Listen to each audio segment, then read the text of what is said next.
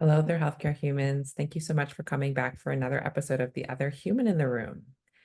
Okay, so today I want to talk about the idea of belonging because since starting more like self-awareness work, so, reading self-help books, journaling, going to therapy, doing coaching, like all of that sort of stuff, I've realized that like underneath most of my most painful like thought patterns, even like behavior habit forming situations, the things that upset me most about myself and the ways in which I act or react that upset me, they're foundationally because of a sense of lack of belonging or this really primal need to try and ensure my belonging with other people.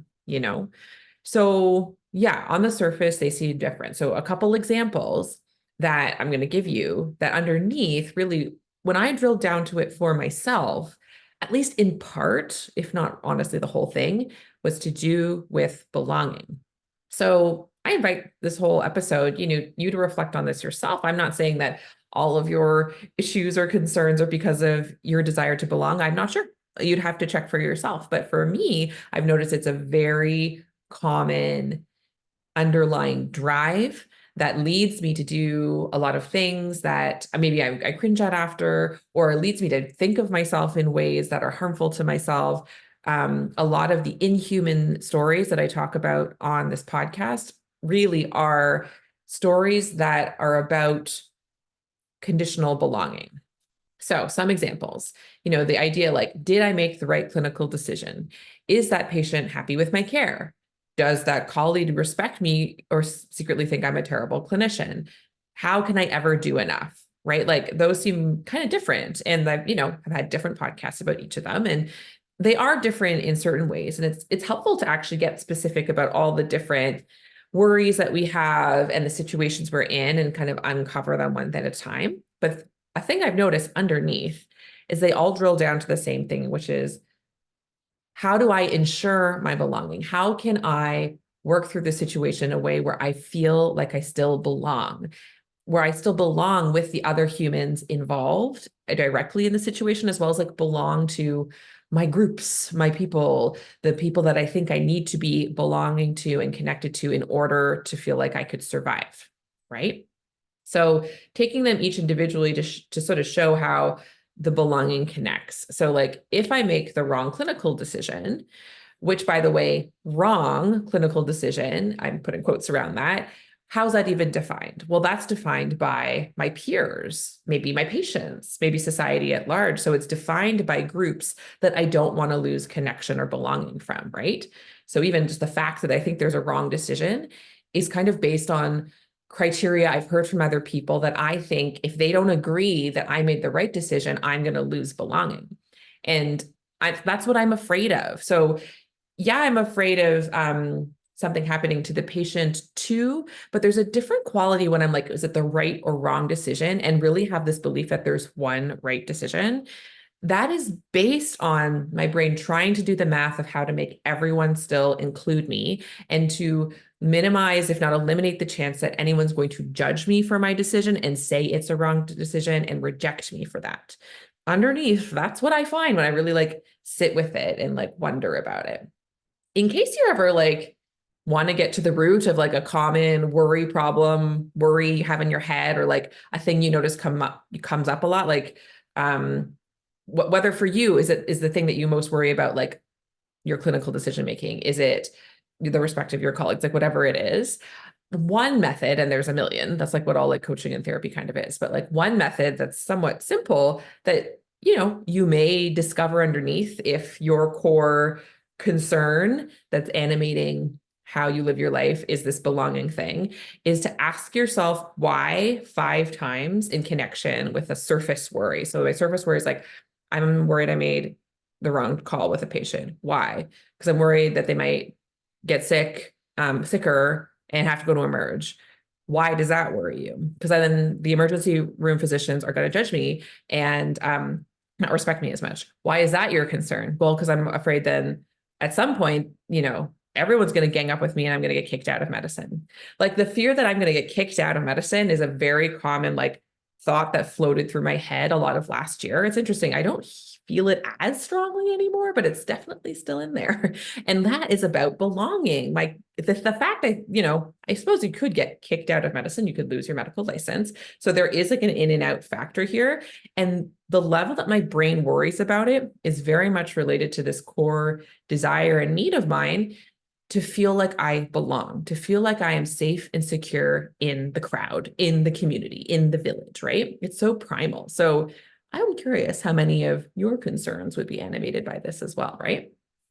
So another example that I just offered, is this patient happy with my care? So why do I care about that? Well, if the patient was unhappy with my care, I'm not only fearing that there's a loss of the belonging connection between myself and that patient, so that patient's mad at me and I'm feeling this rupture and we are not connected anymore, but honestly, more globally, I'm afraid that I'm going to be shamed in front of my peers, shamed, being ostracized, maybe even kicked out because this patient's going to file a college complaint. I'm going to end up in the back of the magazine.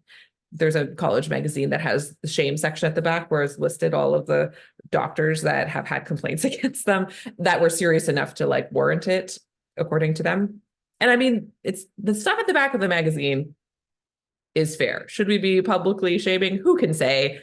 That's not what this episode's about, guys. But like the stuff at the back of the magazine is stuff where like usually the physicians committed crimes against patients or alongside patients. So just to say, my fear, you could say my neuroses that I might end up on the back of that magazine is less about the fear that I am that I'm going to try and have a romantic relationship with a patient or start selling drugs or inappropriately prescribing drugs to patients, because I actually am not interested in doing those things. I'm afraid of the public shaming that comes from being in the back of that magazine. See, it's about not wanting the threat to my belonging, wanting to fit in, wanting to feel like I'm part of the group and therefore safe and secure. We are herd animals, The third example I gave. So does this colleague respect me or think I'm a terrible clinician? So when a colleague seems critical of my care, that's like devastating, honestly, to this part of myself, very devastating. They don't even actually need to criticize my care because that doesn't happen so much anymore. Certainly in residency, it was like a roller coaster fear of that. But nowadays it's more like I hear them being critical, maybe even just of themselves or of another clinician. And then I'm immediately like, oh my gosh, they probably say that about me. They probably think I'm a terrible clinician too. Like I'm immediately like, oh no, they think I'm terrible too. And the thing I'm really terrified of is like being singled out and kicked out of medicine, right? And just being like the black sheep, like all these terms that we have because we have this like fear across society of being kicked out, right? The fourth example, which maybe feels like, what does that have to do with belonging? Like, how can I ever do enough? I have too much to do, not enough time to do it. But honestly, like if I'm constantly trying to jam more into an impossibly full schedule, I'm doing it because it feels like, what does it feel like if I stop? The only reason I try and do too much, even though it's like harming my body, harming the rest of my life, is for a very deep drive. And when I, ask myself why 5 times and get to the bottom of it, it says, if I don't work to the absolute extent where I exhaust myself and burn myself up, if I work less than that, I'm being selfish. I'm not contributing enough to the group. Now the group is definitely going to judge me. They're going to say, we wasted our investment of your medical training on you, which, there was a version of that in an op-ed of a medical journal. I forget if I said that on this podcast or not, but that happened where someone published an article being like, these young doctors, they don't want to work as much. They're a waste of our time and money, so like truly the reason we have these fears is because we spread them to each other of like, you're in or you're out, you're in if you do this, you're out if you do that, right? And so why am I trying to work myself to the bone if I'm not aware of this pattern? For me, it is about belonging. It's about like when I think about feeling like I'm enough, the question's always enough for who? If I get to define enough, then I get to define it. But the reason that feels hard to be like, I can define if I'm enough is we are very primed to look to others to help define if we're enough, as in enough to stay in the group, enough to actually consider that we belong, right? Pretty much all of the inhuman stories that I have sort of shared on this podcast, things about perfectionism, people pleasing, etc., are really about trying to be enough, do enough, act in a certain way so that I can belong, right? And have you noticed that this kind of belonging is exhausting, never ending, ultimately impossible to live up to, right? It's this kind of belonging that we've experienced where we're like included and accepted. And then what a thrill. You get into medical school. Oh my gosh, I'm part of this amazing society. A mentor, an older peer takes you under their wing and you feel like you belong and you feel like you're part of a club. A patient gives you an admiring compliment. Yes, I'm a part of something big and exciting. Like those are good. Those are lovely. But I think the reason they feel like such a thrill or even a relief is because we're so terrified of not belonging, right? And the trouble is with this kind of like, yes, I'm finally in the club, like there's a club to be a part of. There are always somewhere, fine print, if not explicitly said, conditions of that belonging, right? So it can feel like a thrill.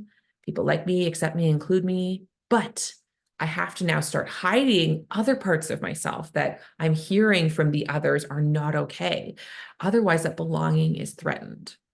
I'll say, this feels very familiar to me because I was a part of a religious community growing up where the same thing very much came through as well. Though there was a sense that God was love and accepted everyone, there was all these sort of, but also, if you act this way and don't act that way, then you belong. If you believe this thing and believe the Bible says this, you actually don't belong to this group. And maybe you're not even really a Christian. Like there was all these ways it's where it's supposed to be about beauty and love and belonging, but there were so many contradictory, confusing, and very painful, dehumanizing conditions to that belonging. So it was really interesting getting into medicine. And there's a way, like, I think it makes sense that there's a certain kind of license and therefore a type of belonging, if you will, of like, yes, not every person, like I should not be allowed to be a physiotherapist without having training and some kind of license. And I think that makes sense because I don't have the knowledge. It's good to, I'm not saying we don't have that stuff, but it's more about like the culture of it and like what it means emotionally and sort of socially and almost spiritually, what extra meaning we attach to the fact that we work as whatever healthcare human you work at. If you work as a nurse, if you work as a midwife, if you work as a nurse practitioner, if you work as a doctor, whatever you work as, you're working as that one thing. But then there's this like belonging element where the status or power it gives us and the lengths we will go to try and remain in a certain perception for other people, that it just feels so fragile, right? So for me, it feels like, okay, like the emotional piece of it is like, I can belong to medicine if I'm professional enough, if I'm smart enough, if I'm kind enough, if I'm generous enough, if I'm altruistic enough, but also business savvy enough, depending on who you talk to, there's like all these different definitions. But the trouble is, having spent more than 2 seconds inside of medicine, there is no enough that would satisfy every single person I encounter. And it's like, it creates a very fragile sense of belonging that you're always trying to like hustle to keep up with, and you like literally can't. And the real tragedy is, especially if we're in this mindset of like, I have to belong. And I've heard from all these people that this is how I'm supposed to belong. So I'm going to keep trying and trying. And even though I see that I'm clearly failing because I don't know if I've stopped to even consider that it's because it's impossible. Most of the time we just internalize and think there must be something wrong with me, right? The whole imposter syndrome thing. So we're hustling and hustling. Tragically, the thing that we really are craving, which is that sense of connection and belonging with each other, when we're hustling for all of that, it means we think that we secretly don't belong. And it's really freaking lonely, right? So like, what do we do with this? The fact that if you are resonating with anything I'm saying, you have a strong desire to belong too. And here we are in this club of healthcare and whichever, micro club, whether it's doctor or, all the different, whether it's family medicine or anesthesiology, right? Like we have all these little mini clubs and they have their own set of rules. It's like maybe it's fine for the surgeons to say that, but it's not okay for the psychiatrist to say that, right? Like so many tribal conditions of belonging. And we're all feeling like, ugh, I'm just like a person inside of this. What do I do? I crave belonging. I'm clearly acting out in ways because I'm trying to get that belonging. What can I do so I can just feel less lonely and feel more settled in what I'm doing, right? Do we have to resign ourselves to always like feel like an outsider and like feel like this weird, messy, odd duck inside of medicine, trying to fit in enough to fly under the radar? You can if you want. I definitely tried that for a while. And on certain days, like I still try because, human, just we're all doing our best, right? But honestly, like for the most part, and increasingly, I can't tolerate it anymore. I can't tolerate like trying to pretend to be the thing for each person and trying to figure out the way to be a good doctor. And for me, right? Like I'm just tired of it. I don't want to do it anymore. It's exhausting. It's lonely. It's not getting me what I want, right? I really have for the last while, probably since starting to practice, but certainly in the last couple of years, more like consciously I've been trying to find a way to like be myself and express myself more like authentically and just say, hey, I'm Joan Chan. Here's Joan Chan's version of medicine. Here I go. This is me doing it. This is me and how I practice medicine with this person and this person and this person, right? Like, and the thing I have found as I started to do so is I have felt a lot of that fear. Like each time I make a change to my schedule, which means maybe I see less patients on a certain day or whatever, I notice my terror to get kicked out of medicine, like rising back up.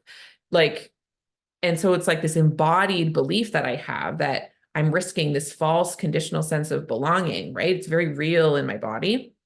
Um, but I've also started to notice that those are probably the things that I need to be doing for myself. So it's almost become like a good thing when I'm like, when my brain says I'm going to get kicked out of medicine, I'm like, okay, I double check to make sure it's not because I'm about to commit a crime. But if it's not, that's like, right, this probably is a good thing. It means that I'm actually centering my real self, my authentic needs, what my body actually desires for myself. And my brain is just sharing this conditioning of a false sense of belonging, a conditional sense of belonging, right? And like it's trying to hold me back because my body's trying to protect me. But as I move forward and continue to prioritize, center, and embody, this is what authentic medicine feels like to me. It does dissipate, just to reassure you. And it feels so much better. It is like so, it's so much easier because you're not trying to be a different person for every person you meet. You're not trying to meet impossible standards. It's really hard to meet impossible standards. Have you noticed that? What if we stopped? Because impossible is right there. And the adjective that we just used means we cannot. So how about we don't, right? Yeah. And so as I started to do that, especially as that feeling dissipated of the like, oh no, I'll get in trouble, I've really started to get a sense of what belonging that's grounded in like humanity can actually feel like. So like, what does unconditional, genuine belonging feel like? Right. And I think, I mean, a lot of spiritual work can be this if it's not doing that othering thing. There's many sort of paths of what it feels like to feel a sense of belonging. People have different terminology for it, and it may feel emotionally different in your body. For me, as you probably know, if this isn't your first podcast you've listened to me, like I always think of this stuff from the inside out. So like as a society, my belief is that we still have a lot of work to do to offer each other more belonging. And actually, at the end of this podcast, I'm going to talk more explicitly about that.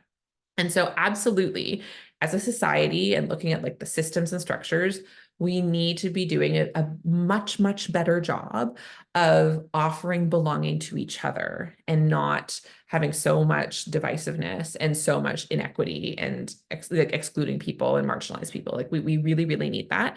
And that collectively will offer us a sense of belonging. And sort of while we're waiting for that, but actually in order to not just waiting for, like when I start with myself and I offer myself belonging, that is the pathway for me to then begin to do external work of offering belonging to each other. Because if I am at war and in conflict and rejecting and shaming myself, what comes out of me will unconsciously be excluding and shaming, right? And I'm not saying that it's like, I have to wait till I'm perfectly in a like enlightened state of belonging in order to do this work. It's a both and. I'm doing external work, I'm doing internal work, right? this podcast, just the main thing I want to focus on is the internal work, because I think it's applicable for anyone, right? So what does it look like to actually offer myself belonging? Because I can repeat, I can put a little affirmation, be like, I belong, here I am belonging. But the thing I've actually found to be more effective is to get specific, which is practicing offering myself, and therefore experiencing with myself unconditional belonging, um, and practicing believing this about every part of me, every feature of me, every piece of me.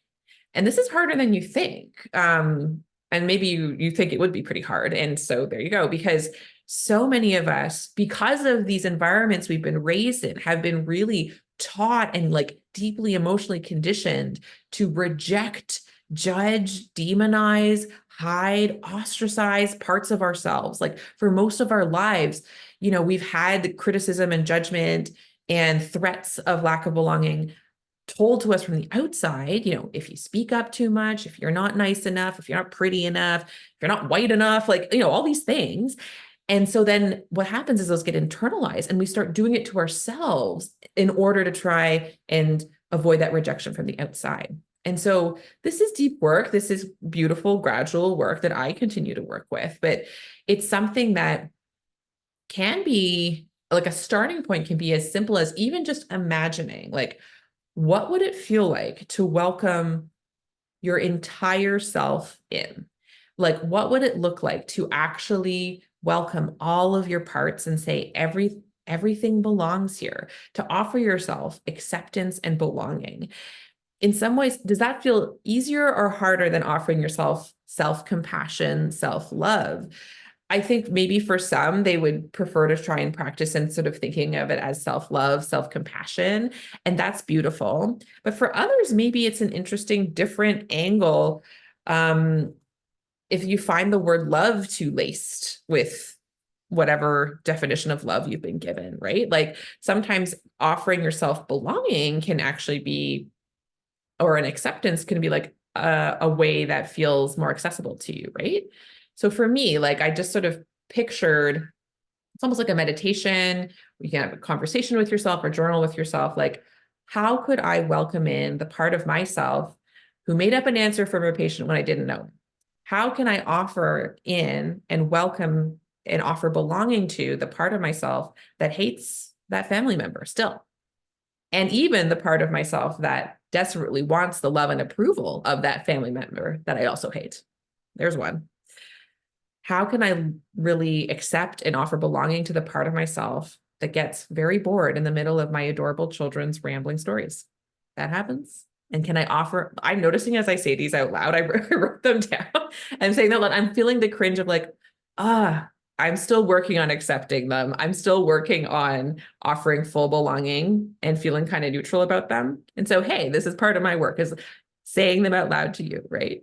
Can I offer and practice offering belonging to the part of myself that enjoys judging other people and gossiping about other people? Can I really understand, yes, that's a part of me too? Can I offer belonging to the part of me that wants the praise and adoration of my peers? Can I understand, yes, that's part of me. That's part of me being human as well.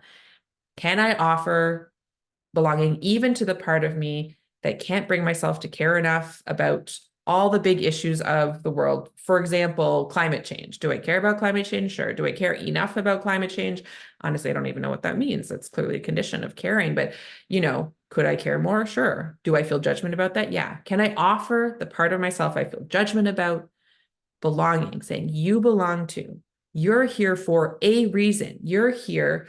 All the parts of us are here for a reason. All the parts of us are here because of our past experiences, because of our intergenerational trauma, because we're human and messy and no one is even close to perfect. We are extremely contradictory, right?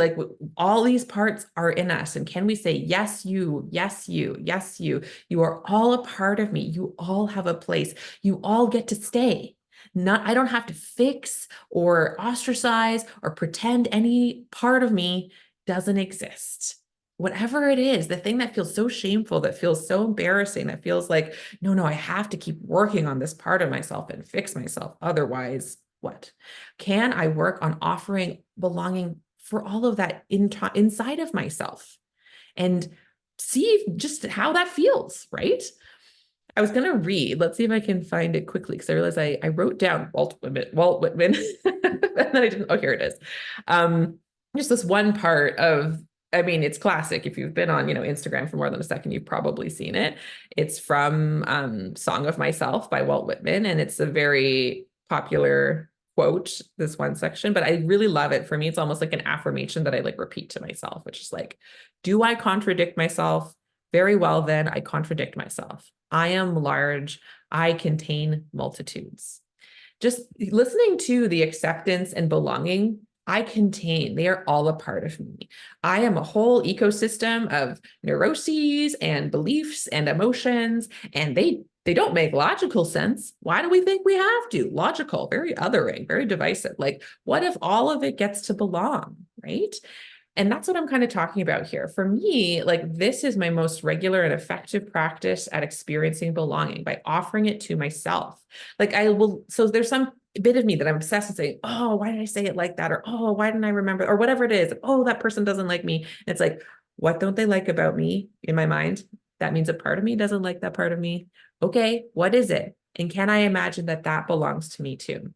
Sometimes I visualize, like using that Whitman sense of largeness. I really love that, especially like all humans.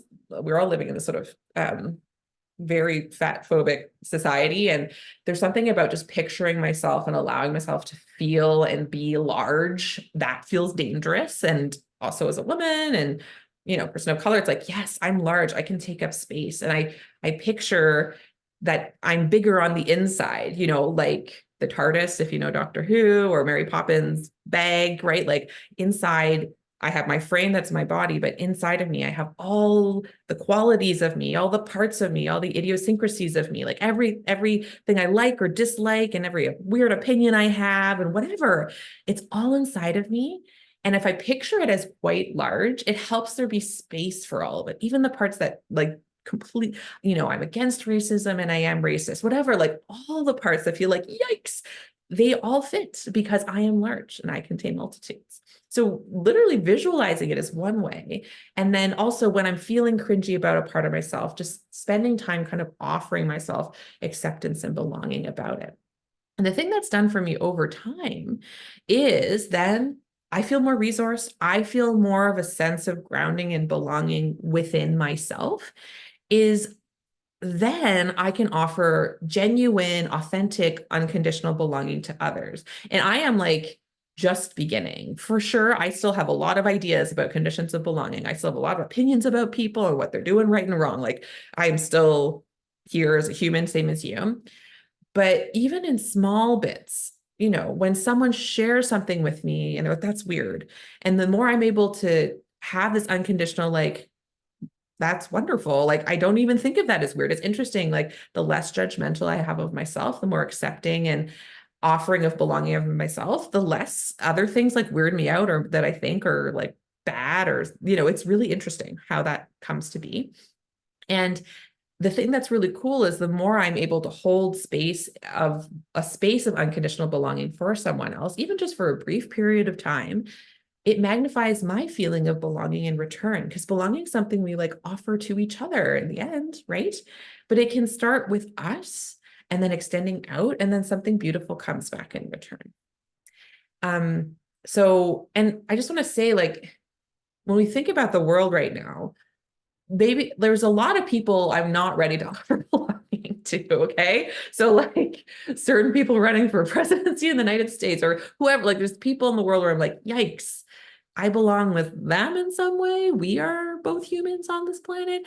I can kind of stretch and get myself there, but it's not full. I'm not unconditional yet. It's okay. We don't have to be these enlightened beings. I'm not saying that, but like practicing small amounts of it, especially starting with me, practicing trying on the idea, what if I can belong with myself? What if all of me could be actually okay?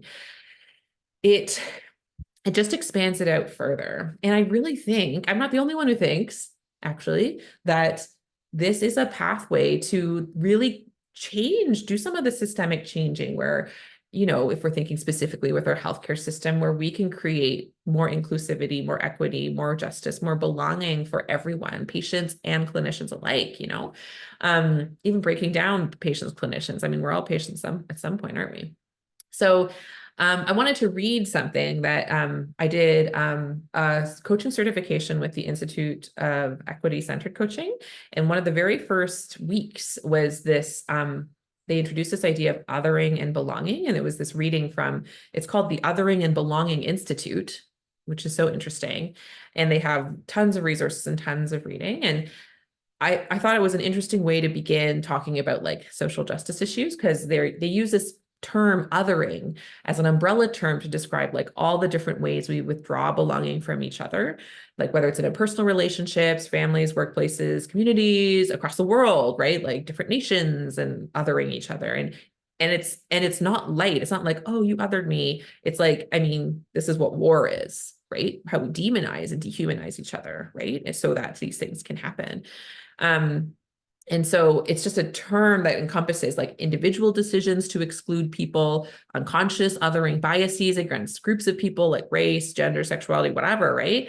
Or like overt systemic policies that create division and inequity. Those are like othering policies, you could say, right? And so I wanted to read just one passage from one of the reading that I had that talks about the solution to othering. So, we believe that the only viable solution to the problem of othering is one involving inclusion and belongingness. I love belongingness because I think it's not technically a real word, but there you go. Now I'm othering this word. It is a real word because we're using it, period. The most important good we distribute to each other in society is membership. The right to belong is prior to all other distributive decisions, since it is members who make those decisions. Belongingness entails an unwavering commitment to not simply tolerate or respect difference, but to ensuring that all people are welcome and feel that they belong in society. We call this idea the circle of human concern. Widening the circle of human concern involves humanizing the other, where negative representations and stereotypes are challenged and rejected. It is a process by which the most marginalized outgroups are brought into the center of our concern through higher order love, the beloved community that Dr. King envisioned. That's the end of that quote. I think about how some of the people who have taught me the most are people who have been very like marginalized in different ways from society, people that present very non-normative on some level of a spectrum. One that's coming to mind right now is a beautiful poet and speaker named Alok. I believe they use they, them pronouns, and they, are disrupting the gender binary. And every time they speak about sort of the gift of being non-binary, but also they speak very in detail and in true honesty and transparency of how much they've been harmed by the fact that they don't present as classically male or female, and like what that says about the people who throw things at them or say violent things towards them, right? Like what it says about those other people. And I just think that's part of it. Like when we see how we treat each other in these ways, what we're doing is taking our internalized othering and putting it out towards others, right? And so what I'm describing in this podcast and what I'd encourage you to consider, whether you're interested in this particular, like, if you're interested in social change or not, I don't know, everyone's got different interests. It's okay if yours doesn't include that. But the thing that's really amazing is like, the more we do this belonging work with ourselves, that, at least for me, that has been my journey. When I've tried to start belonging work externally and not really attend to the fact that it is absolutely, I have othered parts inside of me, and I have parts of me that I am actively othering and thinking are not okay, all those inhuman stories. For me, it had to at least start or coexist with any external work in order for my external work to be sustainable or meaningful at all. And so what if we started, if we're not sure where to start, how about this? Starting with widening the circle of human concern to at least include ourselves, at least humanize ourselves, actually, so that we know what it means to humanize another person. When we are feeling so dehumanized, how do we know how to humanize someone else? If we don't have practice empathy towards ourselves, of course we don't know and how to practice empathy towards someone else. It has to start, in my opinion, inside out, right? And so, as you're considering doing this for yourself, I also want, speaking in the spirit of broadening the human concern, I wanted to offer you unconditional belonging. I wanted to extend an offer of unconditional belonging to you as my fellow human and also my fellow healthcare human. So, you belong with and without the answer to that patient's question. You belong with and without the ability to run on time. You belong with and without the knowledge of the latest study or even the most basic facts, medical facts existing in your brain. You belong with and without the capacity to be kind to others. You belong with and without a smooth response to a pointed question. You belong with and without the ability to say no. You belong with and without the recognition of your supervisors and leaders. You belong with and without the respect of your family. You belong with and without the perfect solution to the impossibly complex problem. There is nothing you have to do to belong. You simply do. Here, with me, with all of us. We do belong with each other simply because we are human. So, how much of that could you take in? Do you now have a, yeah, but not this part of me? Whatever comes up, if it feels tricky to offer to yourself, you could always DM me on social media. I'll offer you belonging there.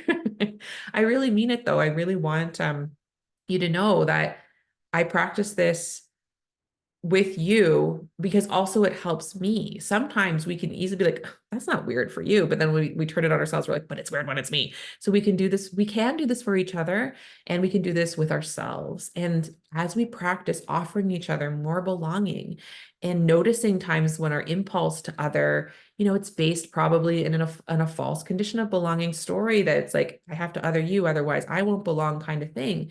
So the more that we offer belonging to ourselves, the less of that then we are perpetuating. And that's my dream. That sounds pretty good. Are you on board? It's okay if you're not. There's no belonging there. On board, right? So interesting. Anyway, so with that, that's all I have for you today. I hope that you all are having a rich human week full of all of the feelings and all the thoughts, and that you do have at least a couple brief glimpses about the fact that you absolutely belong exactly as you are. And maybe even have the joy of offering that to someone else and noticing what you get in return. And with that, I'll talk to you next week.